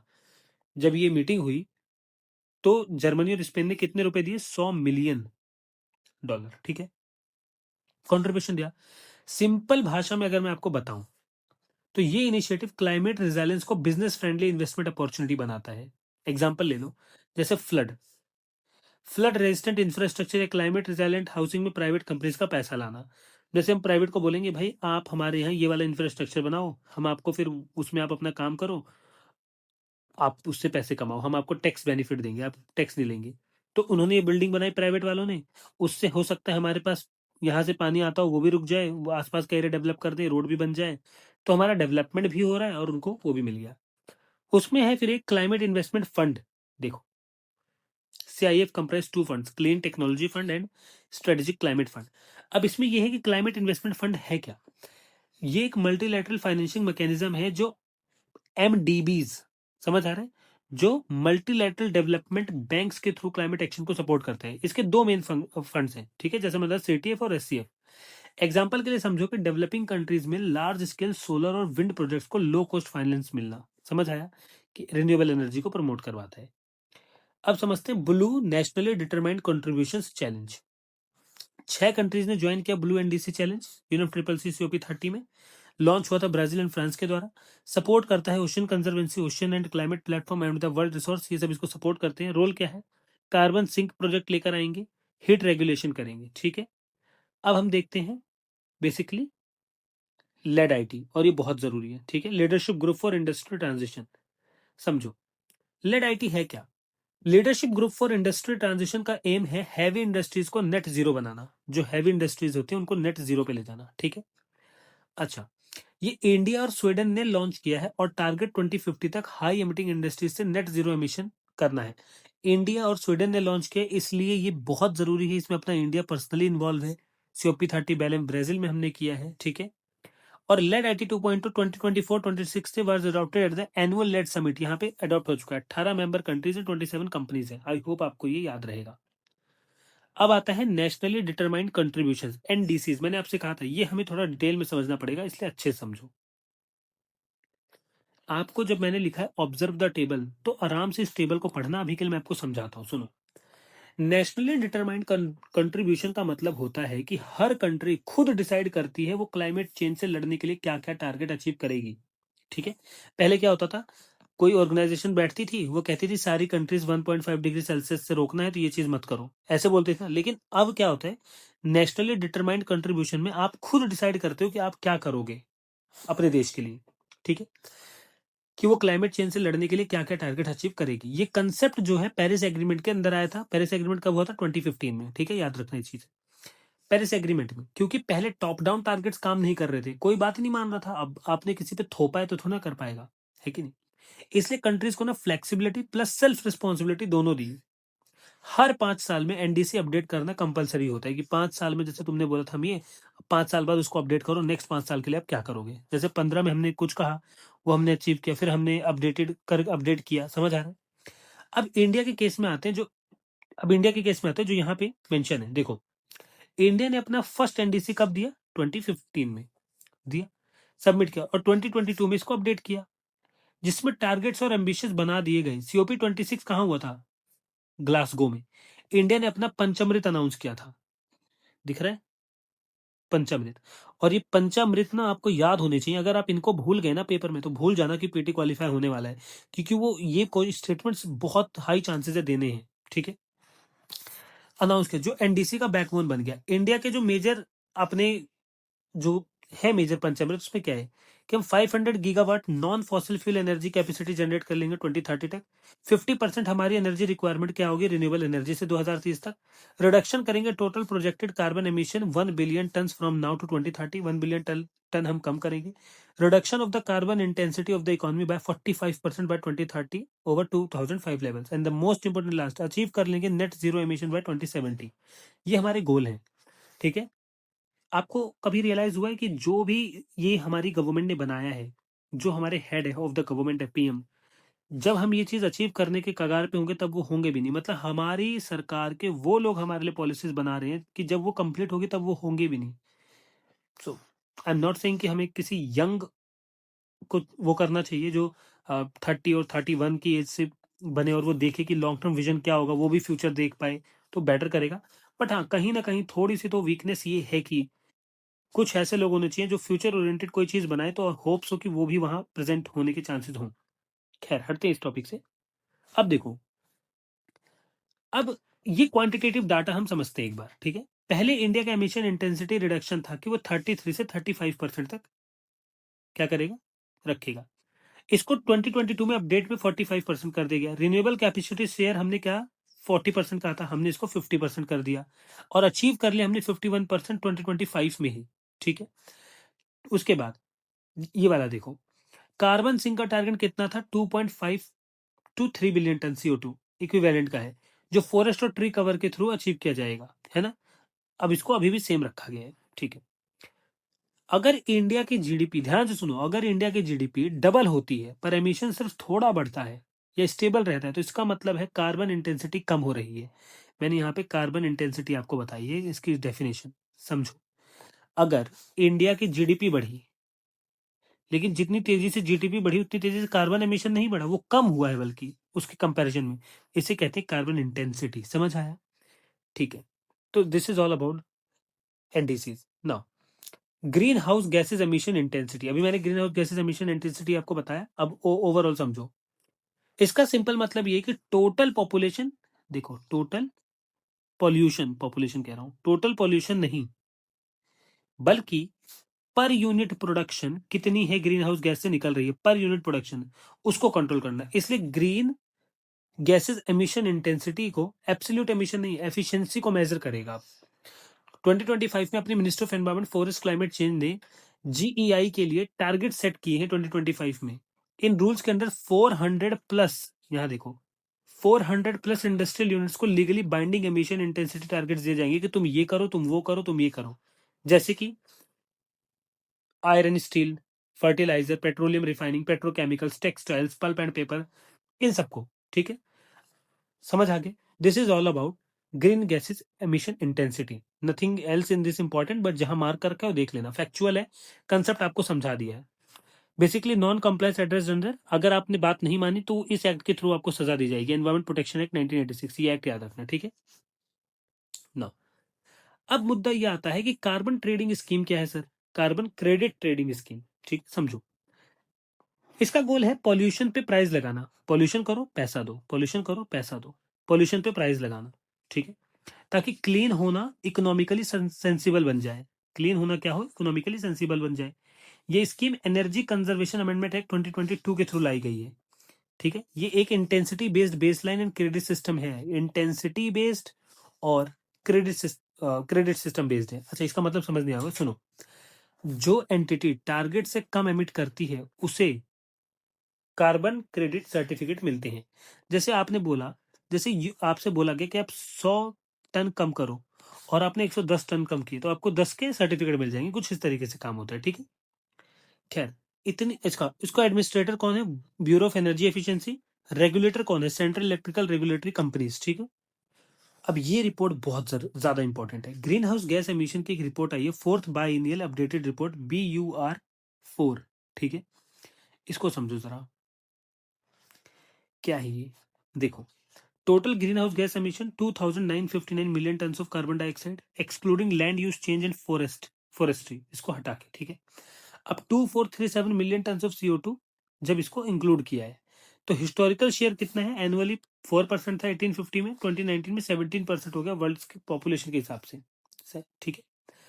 Reduction of green house gas emission कितना है, 7.93 रिडक्शन है 2020 as compared to 2019। Sector wise emission, ये वाली लाइन और ये वाली लाइन बहुत इंपॉर्टेंट है। सेक्टर वाइज एमिशन कौन सबसे ज्यादा कर रहा है और फिर कौन सबसे कम करता जा रहा है, सबसे ज्यादा, उससे कम, उससे कम, उससे कम, ये डिक्रीजिंग ऑर्डर। एनर्जी सबसे ज्यादा, एग्रीकल्चर, फिर इंडस्ट्रियल प्रोसेस, प्रोडक्ट यूज, फिर वेस्ट, ठीक है। और एमिशन बाय गैसेस कौन से सबसे ज्यादा, carbon dioxide, methane, nitrous oxide and others, ये चीज है, ठीक है, ठीक है। अब इसमें आता है performance achieve and trade scheme. इसको ना अगर कोई चीज ना समझ आए ना तो उसको ब्रेक करके कोशिश किया करो, समझो। Performance achieve and trade scheme, ठीक है। reduces specify energy consumption in energy intensive industries by issuing energy saving certificate, ठीक है। तो आप परफॉर्म ऐसा करो कि आप एक लेवल पे काम, बेस्ट काम कर सको, बेसिकली आप टारगेट्स अचीव कर सको, ठीक है। अगर आप उस वर्ड को ब्रेक करें तो आपको उसका अच्छा आंसर मिलने के बहुत हाई चांसेस है। अगर आप ये सोचो कि हर चीज मुझे आती ही होगी तभी मैं पेपर में कर पाऊंगा, तो ऐसा तो बिल्कुल भी नहीं है, और ये नेक्स्ट टू इम्पॉसिबल है, ठीक है। तो ये जो परफॉर्मेंस अचीव एंड ट्रेड, जो ट्रेड स्कीम है, अगर पेपर में आ जाता है पैट स्कीम और उसके आगे ये लिखा रहता है परफॉर्मेंस अचीव एंड ट्रेड करके, तो आप इसको ब्रेक करने की कोशिश किया करो, ठीक है। बेसिकली ओवरऑल मतलब यहाँ पे ये है कि एनर्जी इंटेंसिव इंडस्ट्रीज को एनर्जी एफिशिएंसी इंप्रूव करने के लिए फोर्स प्लस इंसेंटिव दो, कि भाई ज्यादा काम ज्यादा करो, कार्बन कम एमिट हो, उसके लिए हम तुम्हें पैसे भी देते हैं, इंसेंटिवाइज भी करेंगे, ठीक है। ऐसा ना, कार्बन मार्केट क्या है, the very simple question, what is carbon market. सोचो जरा, आप लोगों ने कितनी दफा इसे पढ़ा होगा। देखो, यहां से ना एक वन लाइनर क्वेश्चन डायरेक्टली बनने के बहुत हाई चांसेस होते हैं, तो समझो। कार्बन मार्केट एक ट्रेडिंग सिस्टम है जिसमें कार्बन क्रेडिट सोल्ड किए जाते हैं और खरीदे जाते हैं। मतलब ऐसे समझो कि इस सिस्टम का बेसिक लॉजिक ना ये है कि एक कार्बन क्रेडिट, ये वर्ड देखो, एक carbon credit is equal to 1 tonne of CO2। जो कंपनी ज्यादा पोल्यूशन करती है वो कार्बन क्रेडिट खरीद कर अपनी एमिशन ऑफसेट करती है, और जो एंटिटी पोल्यूशन कम करती है या ऑब्जर्व करती है वो अपने क्रेडिट्स बेच देती है। अब एग्जांपल लो, मुझे पता है ये लाइन याद रखना, 1 carbon is equal to 1 tonne CO2, ठीक है। अब एक एग्जांपल देता हूँ। अगर एक थर्मल पावर प्लांट अपना पोल्यूशन पूरा कम नहीं कर पा रहा है, तो वो विंड या सोलर प्रोजेक्ट से कार्बन क्रेडिट्स खरीदेगा, इससे पोल्यूशन पे कॉस्ट लगती है और क्लीन प्रोजेक्ट में प्राइवेट मनी फ्लो होता है। समझ आया, this is called carbon market, ठीक है। Now the next question is green credit programme, ठीक है। देखो, ministry of environment forest climate change ने इशू किया है new methodology for calculating green credit for the tree plantation under the green credit rules 2023, जो कि इनेक्ट हुआ था इस एक्ट के अंदर। और ये एक्ट सच में बेहद इंपॉर्टेंट है, काफी जगह यूज होता है ये। बट क्वेश्चन ये है कि ग्रीन क्रेडिट है क्या, व्हाट इज ग्रीन क्रेडिट्स। समझो, ये ना एक इंसेंटिव बेस्ड स्कीम है जिसमें लोगों को, कंपनीज को या इंस्टीट्यूशंस को एनवायरमेंट पॉजिटिव काम करने पर ग्रीन क्रेडिट्स मिलते हैं। आप पॉजिटिव काम करोगे आपको ग्रीन क्रेडिट्स मिलेंगे, मतलब कुछ पॉइंट्स मिल जाएंगे, +1 +2 +3 ऐसे। ठीक है, इसका कोर आइडिया ये है कि सिर्फ पॉल्यूशन कम करना ही नहीं है बल्कि नेचर को रिस्टोर करना है। ठीक है, ट्री प्लांटेशन करो, वाटर कंजर्वेशन करो तो आपको क्रेडिट मिलेंगे, सॉइल इंप्रूवमेंट करो। समझ आ रहा है? तो ग्रीन क्रेडिट रूल्स 2023 के अंदर ना नोटिफाई हुआ है कि ministry of environment, forest and climate change क्या करेगी, इसको बढ़ाएगी। ठीक है, तो रिवाइज किया, claim of green credit after 5 years of restoration on degraded forest land and achieving a minimum 40% canopy density. उन्होंने ये अचीव कर लिया। 1 green credit card 1 new tree. ठीक है, ठीक है, ये पहले जैसे ही है। Credit transfer, credits are non tradeable and non transferable. इसको लिख लो, ये बहुत इंपॉर्टेंट लाइन है। क्रेडिट ट्रांसफर, क्रेडिट्स ना ट्रेडेबल है ना ट्रांसफरेबल है, and may be exchangeable once but can not be reused. Exchange कर सकते हो बट रीयूज नहीं कर सकते। ठीक है, कार्बन क्रेडिट को मैंने आपको बता दिया है। ठीक है, और ये आया था initiative with in the lifestyle for environment, इसके अंदर आया था मिशन लाइफ के अंदर 2021 में। समझ आ गया? Nodal agency minister of environment for climate change act यही है। आई होप आपको ये समझ आ चुका है। Activities for which green credit is generated, tree plantation करो, water conservation, sustainable agriculture, water management, air pollution reduction, mangrove conservation reduction, eco mark level development, sustainable building and infrastructure. ठीक है, उसके बाद article 6 of Paris climate agreement. ठीक है, article 6 of Paris climate agreement. See, ministry of environment forest climate change announce करती है national design designated authority for the implementation of article 6 of the Paris agreement 2015, इस act के अंदर। अब आपको समझना पड़ेगा कि भाई आर्टिकल 6 पेरिस एग्रीमेंट का है क्या, उसके बाद आप ये अबाउट एनडीए समझ पाओगे। ठीक है, आर्टिकल 6 क्या कहता है, कंट्रीज आपस में कॉपरेट करके अपने क्लाइमेट टारगेट्स को, नेशनली डिटरमाइंड कंट्रीब्यूशंस, ज्यादा एफिशिएंटली और कम कॉस्ट में अचीव कर सकती हैं, स्पेशली मार्केट बेस्ड मैकेनिज्म्स के थ्रू। आर्टिकल 6 के ना क्लियरली 3 पार्ट्स हैं। ठीक है, आर्टिकल 6.2 कोऑपरेटिव अप्रोचेस को अलाउ करता है जहां countries international transfer mitigation outcomes exchange कर सकती हैं। सिंपल लैंग्वेज में, एक कंट्री जो बेसिकली एक्स्ट्रा एमिशन रिडक्शन कर लेती है वो अपना सरप्लस दूसरी कंट्री को ट्रांसफर कर सकती है, जैसे मैंने ऊपर समझाया था। ठीक है, ठीक है, आर्टिकल 6.4 में देखो, मैंने आपको बताया ना, 3 पार्ट्स है इसकी। 6.4 में देखो क्या कहता है, UN supervised global carbon market या मैकेनिज्म स्टैब्लिश करता है जो क्योटो प्रोटोकॉल के सीडीएम का अपग्रेडेड वर्जन है। सर समझ नहीं आ रहा, बहुत टेक्निकल हो गया, सुनो। इसके अंदर ना प्राइवेट एंटिटीज भी प्रोजेक्ट्स लगा सकती हैं और सर्टिफाइड एमिशंस रिडक्शन जनरेट कर सकती हैं जो कंट्रीज अपनी एनडीसीज मीट करने के लिए यूज कर सकती हैं। समझ आया? ठीक है, अच्छा, उसके बाद ध्यान से देखो, 6.4 6.2 हमने पढ़ लिया। मैं आपको एक एक्स्ट्रा बताता हूँ। अच्छा, यहाँ पे है 6.8। ओके, 6.8 समझो क्या है। 6.2 हमने समझा, 6.4 समझा, 6.8 समझो।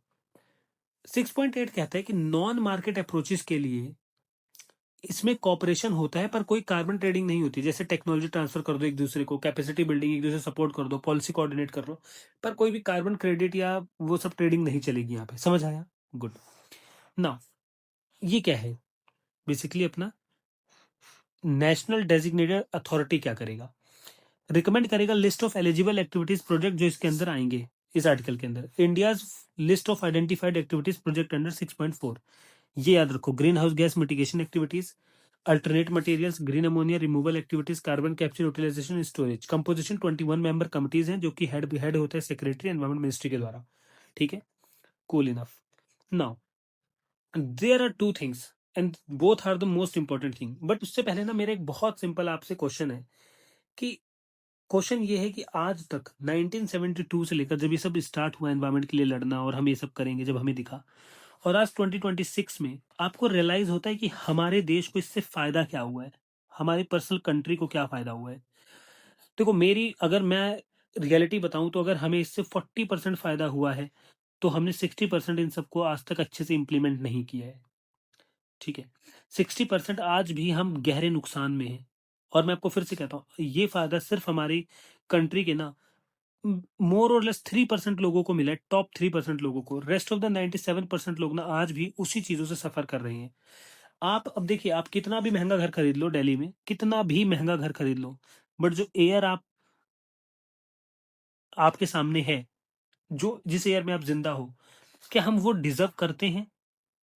इंडिया में एयर को, वाटर को, रोड्स को, इंफ्रास्ट्रक्चर को, बेसिक एमिनिटीज को लग्जरी बना दिया गया है। और अगर हम ने इसके खिलाफ आवाज उठाई तो फिर कोई भी, देखो गवर्नमेंट कभी भी अपना तिरस्कार नहीं सहती है, सही बात है, हमें वो लग्जरी बना के दिखाया जा रहा है। ठीक है, हमसे जीता भी जा रहा है तो किससे? आपको दो चीज समझाऊं, बहुत इजी है, बहुत, अगर आप समझ गए तो बहुत अच्छी बात है। देखो, एक है रिच, एक है पुअर। पुअर को क्या चाहिए? सिर्फ राइस, दाल, 3 वक्त की रोटी। रिच को क्या चाहिए? इंफ्रास्ट्रक्चर दो, रोड दो, हॉस्पिटल्स दो, उनको ये सब चाहिए, है ना। अब ये गवर्नमेंट क्या करती है? इनसे पैसा लेकर वोट लड़ती है, वोट लेती है, इनसे पैसा लेती है, और फिर चुनाव के लिए पैसे इकट्ठा करके इनको ये सब प्रोवाइड करती है, और उसके बदले इनको देती है इंडस्ट्रीज लगाने की फैसिलिटी। ये लास्ट में अगर देखो तो ये इंसान ना कभी आवाज उठा ही नहीं पाता इसके आगे, क्योंकि उसको इसी की इतनी कमी रहती है, और ये और आगे बढ़ते रहते हैं। This is the reason world inequality report में ना इंडिया का हाल आज भी बुरा है। ना तो हमारी गवर्नमेंट ने, I am not criticising anyone, but मैं कहना चाहता हूं, ना तो हमारी गवर्नमेंट ने फिलहाल हमारे लिए directive principles of state policy का वो जो डीपीएसपी जो है हमारे, उनका जो एक है ना वेलफेयर प्रोग्राम, कि वेलफेयर करो लोगों का, और कंसंट्रेशन ऑफ वेल्थ नहीं होनी चाहिए। सर, कंसंट्रेशन ऑफ वेल्थ तो हो चुकी है, इससे ज्यादा क्या होगी? टॉप 1% लोगों के पास इस देश की मोस्ट ऑफ द फैसिलिटीज है। ठीक है, तो हमारे देश का हाल बहुत बुरा है। क्यों? हम सब जानते हैं ना। What is the difference between Kyoto protocol, carbon trading of Kyoto protocol and Paris agreement? देखो, कार्बन ट्रेडिंग जो टर्म है ना, वो दोनों जगह यूज हुई, क्योटो में भी और इसमें भी। ये आया था 2005-6 में, इसका स्टार्ट हुआ था 1997 में, और ये हुआ 2015 में। पर मुद्दा ये है कि इन दोनों में फर्क क्या है? फर्क ये है, पेरिस एग्रीमेंट का आर्टिकल 6 का मतलब है सब कंट्रीज के लिए common flexible carbon cooperation system, जिसमें मार्केट और नॉन मार्केट दोनों अप्रोचेज अलाउड हैं। ये इंक्लूसिव है, सिर्फ डेवलपिंग कंट्रीज तक लिमिटेड नहीं, ये हर एक कंट्रीज के लिए है। पर ये किसके लिए? क्योटो। क्योटो प्रोटोकॉल के अंदर क्लीन डेवलपमेंट मैकेनिज्म, सीडीएम एक वर्ड था, सीडीएम, ये देखो ये रहा ना, इसका मतलब मैं समझा देता हूं। सीडीएम, इसमें मेनली डेवलपिंग कंट्रीज में प्रोजेक्ट्स लगते थे और डेवलप कंट्रीज उनसे क्रेडिट्स लेते थे। मतलब डेवलप्ड कंट्रीज अगर किसी, जैसे यूएसए ने इंडिया में कोई फैक्ट्री लगाई, तो उनको इसके बदले क्रेडिट्स मिलेंगे, मतलब शाबाशी समझ लो, पॉइंट्स मिलेंगे, और हमारा भला होगा, कुछ इस तरीके से। ठीक है, तो this is all about the difference, Kyoto protocol, Paris agreement. Now Montreal protocol. अब देखो, 37th मीटिंग हुई है पार्टीज की मॉन्ट्रियल प्रोटोकॉल की, on substances on the that deplete the ozone layer, MOP 37, याद रखना। ये दिखाता है कि हाइड्रोफ्लोरोकार्बन्स को मैनेज करने में कितनी गलतियां करी हैं इंडिया, अब सॉरी वर्ल्ड ने। तो मॉन्ट्रियल प्रोटोकॉल क्या है? साइंड हुआ है 1987 में, एंटर्ड हुआ है 1989 में, और इंडिया ने इसको 1992 में किया है।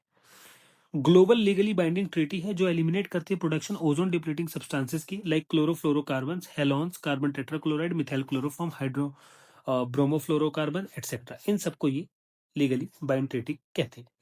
इंप्लीमेंट हुआ था वीना कन्वेंशन के अंदर 1985 में। Kigali amendment to Montreal protocol, Montreal protocol में ना एक अमेंडमेंट लाया गया, जैसे हमारे कहते हैं 21st अमेंडमेंट, 101st अमेंडमेंट, वैसे एक इसमें किगाली अमेंडमेंट करके लाया गया, जो कि 2016 में आया, कि हम धीरे धीरे फेज डाउन करेंगे प्रोडक्शन और कंजम्पशन, प्रोड्यूस करना भी और कंज्यूम करना भी, एचएफसीज का। ठीक है, ओके। फेज आउट सक्सेस क्या मिली? फेज आउट कर दिया हमने नियरली 99% ऑफ बैंड ओडीएस का globally. Ozone layer is expected to recover to 1980 values by 2040 में पूरी रिकवर हो जाएगी, ऐसा कहा जा रहा है। अब ये है कि हाइड्रोफ्लोरोकार्बन है क्या? ये ग्रुप है सिंथेटिक गैसेस का, जो कि यूज होते हैं कूलिंग और रेफ्रिजरेशन में, मतलब जो आप एसी चलाते हो उसमें, जो आप रेफ्रिजरेटर यूज करते हो उसमें। ये बहुत पावरफुल गैस है, शॉर्ट लिव्ड क्लाइमेट पॉल्यूटेंट है, एवरेज एटमॉस्फेरिक लाइफ टाइम इसकी 15 साल तक ये हमारे एटमॉस्फेयर में रह सकती है, और ये हमारे प्लेनेट को ना 3790 गुना ज्यादा CO2 से, जितना वो 20 साल में करेगी उतना ये उससे ज्यादा इतना टाइम्स वो हमारी वर्ल्ड को गर्म कर देगी। ठीक है, उसके बाद they are non ozone depleting substances alternative, there are, क्या है? क्लोरोफ्लोरोकार्बन एंड हाइड्रोफ्लोरो, ये बहुत नुकसान करते हैं, है ना। अब इंडिया की अचीवमेंट्स क्या है अंडर मॉन्ट्रियल प्रोटोकॉल? हमने फेज आउट कर दिया इनको, ठीक है। इनेक्ट किया ozone depleting substances regulation rules act, ठीक है। हमने 2013 हाइड्रोफ्लोरोकार्बन फ्रीज कर दिया, 2015 10% रिडक्शन किया, हमने भी काम किया है, ऐसी बात नहीं काम नहीं हुआ है। बट वही है, आप जब तक ग्राउंड लेवल के लोगों को सेटिस्फेक्शन नहीं मिलेगा, वो सेटिस्फेक्शन नहीं है।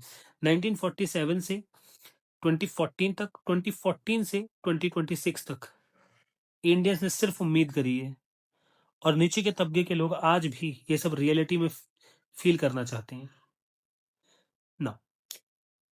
Net zero framework for global shipping, what is this? International maritime organisation approve करती है net zero framework for global shipping. की फीचर्स क्या है इस फ्रेमवर्क का, समझते हैं।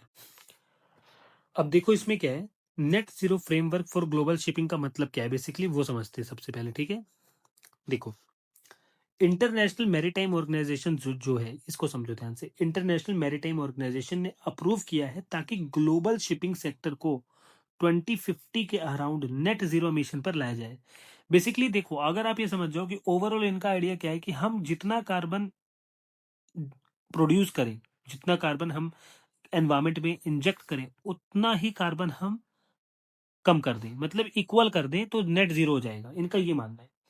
इस फ्रेमवर्क का बेस क्या है? मार पोल। क्या है मारपोल? Prevention of pollution from ships, ठीक है। International convention for the prevention of pollution from ships, ठीक है। मारपोल एक इंटरनेशनल कन्वेंशन है जो एम करती है कि वो शिप से होते हुए पॉल्यूशन को कम करेगा, ठीक है। शिपिंग सेक्टर जो है लगभग 3% global green house gas emission के लिए रिस्पॉन्सिबल है। इसलिए इंटरनेशनल मैरीटाइम ऑर्गेनाइजेशन ने इंडस्ट्री वाइड एक्शन लिया कि भाई इसको भी हमें कम करना है, ठीक है। फ्रेमवर्क ना दुनिया में पहली बार शिपिंग के लिए मैंडेटरी एमिशन और mandatory emission limits plus green house gas पे प्राइस लगाएगा, दोनों एक साथ। लिमिट भी लगाएगा, इससे ज्यादा नहीं कर सकते, और प्राइस भी लगाएगा कि पैसा भी देना पड़ेगा आपसे। जैसे ही रूल्स इंप्लीमेंट होंगे, 5,000 ग्रॉस टनेज से बड़े ओशियन गोइंग शिप्स को कंप्लाई करना पड़ेगा। वो सब इनको मानना पड़ेगा, सभी शिप्स को, जो इंटरनेशनल शिपिंग के लगभग 85% ऑफ CO2 एमिशंस कवर कर लेगा। समझ आया? Ships will be required to comply with, अब ये समझो, global fuel standard. What is global fuel standard? देखो, टाइम के साथ शिप की green house gas fuel intensity कम होनी चाहिए, यानी हर यूनिट एनर्जी का कम पॉल्यूशन होना चाहिए। दूसरा, ग्लोबल इकोनॉमिक मेजर, मतलब अगर शिप अलाउड GFI थ्रेशोल्ड से ज्यादा एमिट करती हैं, ठीक है, अगर ज्यादा एमिट करती हैं तो क्या होगा? तो उसे रेमेडियल यूनिट्स परचेज करनी पड़ेंगी। जो जो शिप्स जीरो या near zero green house gas technologies use करती हैं, उन्हें फाइनेंशियल रिवॉर्ड मिलेंगे, ठीक है, ठीक है। IMO net zero fund, it will be established to collect pricing contributions from emissions, ठीक है। इंटरनेशनल मैरीटाइम ऑर्गेनाइजेशन का है, लंदन, यूनाइटेड किंगडम। अबाउट ये है, ठीक है। इंडिया इसका मेंबर है, 176 मेंबर है, ठीक है, ठीक है। अब देखो, carbon capture and utilisation. What is carbon capture and utilisation? समझो, कार्बन कैप्चर एंड यूटिलाइजेशन का मतलब ये है कि कोर आइडिया समझो कि CO2 को हवा या इंडस्ट्रियल सोर्सेज से पकड़ने के वेस्ट ना मानकर यूजफुल चीजों में यूज करना। मतलब इंडिया का जो CCU है, कार्बन कैप्चर यूटिलाइजेशन, ध्यान से समझना, CCU road map department of science technology ने बनाया है, ठीक है। क्योंकि नेट जीरो टारगेट सिर्फ रिन्यूएबल से नहीं बल्कि hard to abate sector, cement, steel, refineries के एमिशन हैंडल किए बिना पॉसिबल नहीं है। भाई सीमेंट से पॉल्यूशन होता है, इस पे एक टैक्स लगता है इकोनॉमी, बताओ कौन सा टैक्स होगा जो सीमेंट इंडस्ट्रीज पे लगेगा, ठीक है, ठीक है। इसके बाद यूटिलाइजेशन होता है जिसमें कैप्चर्ड CO2 को दो तरीके से यूज किया जाता है। आपने जो CO2 कैप्चर किया उसको दो तरीके से यूज कर सकते हैं, डायरेक्ट यूटिलाइजेशन या CO2 को प्रोडक्ट्स में बना लो, ठीक। डायरेक्ट यूटिलाइजेशन में क्या होता है, मैं आपको यही सब समझा रहा हूँ बहुत डिटेल में, ठीक है। ये ना डायरेक्ट एयर कैप्चर बेसिकली होता क्या है, जैसे एनहांस्ड ऑयल रिकवरी में, जो एनहांस्ड ऑयल रिकवरी प्रोग्राम होता है उसमें क्या करते हैं, CO2 को ऑयल फील्ड में इंजेक्ट करके एक्सट्रैक्शन बढ़ाया जाता है। फूड एंड हेल्थ केयर में high purity CO2 cold storage, beverages और मेडिकल एप्लीकेशन में यूज होती है।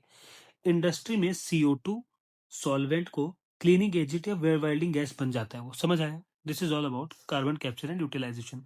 इसको आराम से देखो, समझ आ जाएगा। CO2 टू प्रोडक्ट्स और यूटिलाइजेशन पाथवेज। नाउ यहां समझो मिथेन एमिशन। देखो, हर जगह मिथेन एमिशन को बार बार पढ़ाना is just a waste of time. Methane emission basically हम कम कर रहे हैं। एक रिपोर्ट है ग्लोबल मिथेन स्टेटस रिपोर्ट 2025, इसको यूनिप निकालता है climate and clean air action के साथ मिलकर, ठीक है, ठीक है।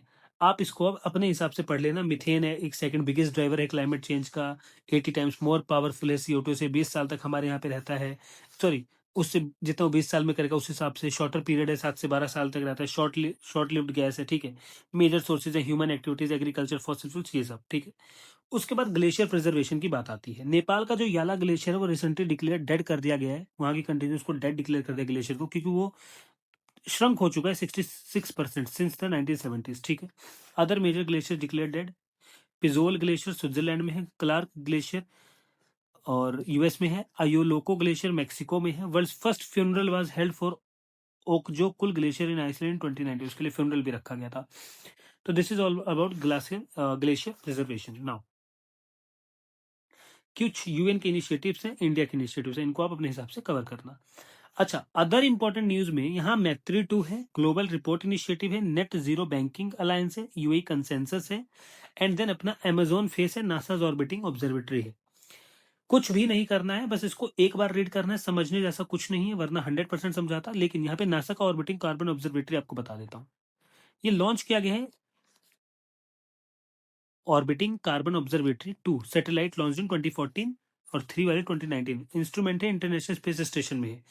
की फाइंडिंग ये है कि अमेजोन रेन फॉरेस्ट एमिट करता है CO2, then it absorbs more CO2। ये एमिट करता है जितना वो एब्जॉर्ब नहीं कर पाता। Boreal forest in Canada, Russia and melting permafrost areas absorb more CO2 than they emit. समझ आ गया? Good. This is all about this thing. Now climate tipping point, it's a very important concept, climate tipping point. Now let's understand, ठीक है। Basically warm water coral reefs have crossed their thermal tipping point, triggering irreversible dieback। अब उसके लिए सबसे पहले समझो climate tipping point है क्या।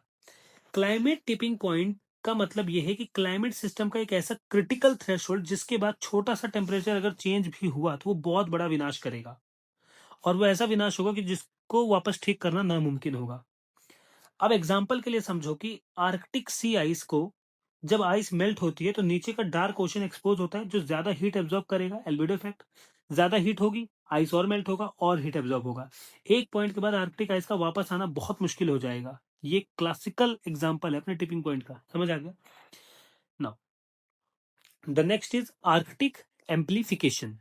Arctic amplification, basically Arctic amplification क्या है? A phenomena where climate in Arctic warms more quickly than the rest of the earth. मतलब आर्कटिक में जो एरिया वो ज्यादा तेजी से हीट हो रहा है than the rest of the world. समझ आया? फैक्टर्स क्या है? वही सारे फैक्टर्स हैं कि basically feedback mechanism, specially ice albedo effect कम हो रहा है। आर्कटिक में जब स्नो और सी आइस मेल्ट होती हैं तो व्हाइट सरफेस जो सनलाइट से रिफ्लेक्ट करती हैं की जगह डार्क ओशन या लैंड से आ जाता है। अभी मैंने आपको बताया ना यहाँ पे भी कि ऊपर का नीचे आ जाएगा पानी, फिर वो उतना रिफ्लेक्ट नहीं कर पाएगा, फिर और पानी पिघले और बर्फ पिघलेगी, ये सारी दिक्कत आर्कटिक एम्प्लीफिकेशन, ठीक है। प्लेनेटरी बाउंड्रीज, प्लेनेटरी बाउंड्रीज, तो एक टर्म है प्लेनेटरी हेल्थ चेक, PHC 2025 इसको रिलीज करते हैं Potsdam institute for climate impact research, ठीक है। What is planetary boundaries? हमने पहले भी सुना होगा। यहाँ पे 9 प्लेनेटरी बाउंड्रीज है, इनको एक बार देख लेना, बट मैं आपको समझाता हूँ प्लेनेटरी बाउंड्रीज है क्या। प्लेनेटरी बाउंड्रीज एक इकोलॉजिकल थ्रेशोल्ड डिफाइन करता है सेफ लिमिट्स और safe operating space with in which humanity can safely exist. समझ आया? कि एक ऐसा थ्रेशोल्ड, एक ऐसी सेफ लिमिट जिसके अंदर ह्यूमैनिटी आराम से रह सकती है, अगर ये क्रॉस हुआ तो ह्यूमैनिटी के लिए खतरा है, ठीक है। ठीक है, next, united nations environment programme, UNEP कहाँ पे है? नायरोबी, केन्या, ठीक है। कॉन्फ्रेंस ऑन ह्यूमन एनवायरमेंट हुई थी तब, मैंने आपको पहले समझाया। 193 यूएन मेंबर्स हैं, ठीक है। IPCC jointly UNEP and world meteorological organisation, major global multilateral agreements ये हैं, आप देख लेना, इनकी टाइमलाइन अच्छे से देख लेना, ठीक है। जैसे 1973 में ये आया, फिर 1979 में ये आया, 85, 89। क्रोनोलॉजी क्यों कह रहा हूँ कि इंपॉर्टेंट है? क्योंकि वो पूछ लेता है। यूपीएससी अब अपने आप को इवॉल्व कर रहा है और फैक्चुअल की तरफ जा रहा है, तो सिर्फ कॉन्सेप्ट के साथ आप चलोगे काम नहीं होगा। पहले भी काम नहीं होता था, पर पहले हम कम फैक्ट करते थे और हो जाता था, लेकिन अब आपको दोनों करना पड़ेगा, वो भी सेम पेस के साथ। की फाइंडिंग्स छोड़ो, आप ये देखो अदर रिपोर्ट्स, ये रिपोर्ट्स आपको याद होनी चाहिए। रिपोर्ट्स कौन कौन सी निकालता है, ठीक है, बहुत इंपॉर्टेंट है इसकी रिपोर्ट्स, पूछ लेगा। Global environment facility, Washington DC, USA, world's largest multilateral fund है, हेल्प करता है डेवलपिंग कंट्रीज को। कब स्टैब्लिश हुआ था? 1992 में, रियो अर्थ समिट में, ठीक है। उसके बाद world meteorological organisation, previous year question है, प्रीवियस ईयर क्वेश्चन ये भी है, प्रीवियस ईयर क्वेश्चन ये भी है, तो याद रखना ये तीनों बहुत इंपॉर्टेंट है। Headquarter Geneva, Switzerland, rest of the thing आप अपने हिसाब से देखना, अदर रिपोर्ट्स इंपॉर्टेंट है। यहाँ पे देखो कुछ रिलेटेड रिपोर्ट्स हैं, जैसे state and trends of carbon pricing, release कौन करता है? World bank group. Carbon pricing एक एनवायरमेंट पॉलिसी टूल है जो फाइनेंशियल एक्शन डालता है ग्रीन हाउस गैस एमिशन करने वाले के ऊपर। तुम एमिशन करोगे तो तुमको पैसा देना पड़ेगा। कार्बन टैक्स में तुम्हें टैक्स देना पड़ता है, समझ आया? ठीक है, अब देखते हैं स्टेट ऑफ क्रायोस्फीयर रिपोर्ट कौन निकालता है? International cryosphere climate initiative. Energy transition index कौन निकालता है? World economic forum. और ये कई बार पूछा गया है, this is a previous year question, just a second, this is a previous year question. ठीक है, climate risk index, this is also a previous year question, this is also a previous year question. ठीक है, इस सब को अच्छे से समझो। ठीक है, energy transition index release by world economic forum, climate risk index German watch. ठीक है, climate change performance index German watch, new climate institute, climate action network, ये सब। ठीक है, none of the countries are in the top 3, जो highlight किया वो most important है। यहाँ पे हमारा पूरा जितना आज की वीडियो में वादा किया वो पूरा कंप्लीट होता है। नेक्स्ट हम पॉल्यूशन कवर करेंगे, कोशिश करेंगे बहुत डिटेल में करेंगे, और बहुत डिटेल में करने का कोई फायदा है नहीं, क्योंकि वो ऑप्शन ऐसे फ्रेम करेंगे कि आपको 2-3 नहीं पता होंगे, तो ऐसे में ऑल 4 वाला ही हम करते हैं जनरली, बट ठीक है हम कवर करेंगे। नाउ लिसन टू मी, सबसे पहली इंपॉर्टेंट चीज ये है कि एनवायरमेंट का पीटी 365 का पार्ट 1 करंट अफेयर्स का ऑलरेडी अपलोडेड है। आपने नहीं देखा तो देखो, ये सेकंड पार्ट है उसका। इकोनॉमिक्स पीटी 365 का, इकोनॉमिक्स एक ऐसा सब्जेक्ट है जिसके कंसेप्ट बेहद इंपॉर्टेंट है। अगर आपने उसके कंसेप्ट समझ लिए तब तो आपकी लाइफ सेट है, नहीं समझे तो आप फेल करोगे इकोनॉमिक्स में। सो इट्स वेरी इंपॉर्टेंट कि आप वो वीडियो देखो, करंट अफेयर के साथ स्टैटिक बहुत डिटेल में कवर किया गाइस, तो उस वीडियो को देखो।